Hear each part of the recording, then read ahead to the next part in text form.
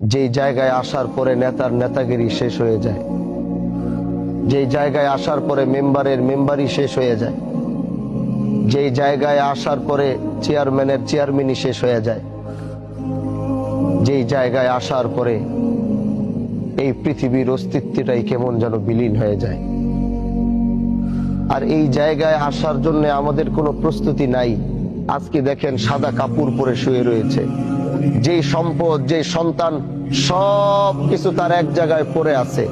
আজকে দুনিয়ার মানুষ তাকে জোর করে নিয়ে যাবে, তার বলার এই অধিকার নাই আমাকে নিও না, আমাকে আমার খাটের থেকে নামায়ও না, আমাকে আমার খাটের থেকে সরায়ও না, আমাকে আমার সন্তান থেকে আলাদা করো না, আমাকে আমার স্ত্রীর থেকে আলাদা করো না, আমাকে আমার পরিবার থেকে আলাদা করো না, আমাকে আমার এলাকার বাসীর থেকে আলাদা করো না। সেই কথাটি হয়তো চিৎকার করে বলছে, আমি শুনতে পাচ্ছি না, আপনি শুনতে পাচ্ছেন না। সে বুঝতেছে তাকে শেষ বিদায় দিচ্ছে, সে এখনো বুঝতেছে সে খাটিয়ায় শুয়ে আছে, এখন তার বিশ্বাস এখনো হচ্ছে না সে মারা গেছে। সে এখনো মনে করছে যে আমি স্বপ্নের ভিতরে দেখছি, একটু পরে আমার ঘুম ভাঙলে দেখব আমি আমার ঘরের ভিতরে বসে আছি। তাকে যখন একটু পরে কবরে রাখা হবে, এই কবরে যখন তাকে রাখার পরে একটু পরে যখন কবর থেকে তার সন্তান, তার আত্মীয় স্বজনরা লাফ দিয়ে উঠে যাবে, তখনও সে মনে করবে আমি স্বপ্ন দেখছি।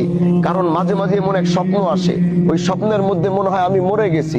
হুট করে ঘুম ভাঙার পরে মনে হয় যে না, আমি মরি নাই, আমি জীবিত আছি, আমি বেঁচে আছি। তিনি এখনো লাশের খাটিয়ায় সাদা কাপড় পরে শোয়া। সে দেখছে এলাকার সবাই তার জানা যায়, কিন্তু সে মনে করছে না, আমি বেঁচে আছি, ঘুম ভাঙবে তো দেখবো আমি দুনিয়ার সামনে।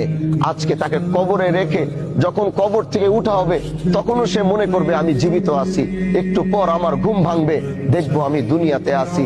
একটু পর ওই কবরের ভিতরে বাঁশ কাটা হয়েছে, বাঁশগুলো ওখানে রেডি, ওখানে হোগলার পাতা রাখা হয়েছে, হোগলা রাখা হয়েছে। একটু পরে বাঁশগুলো লাগানো শুরু করবে। পৃথিবীর আলোটা কেমন যেন আস্তে আস্তে অন্ধকার হওয়া শুরু হবে, পৃথিবীর আলোটা অন্ধকার হবে।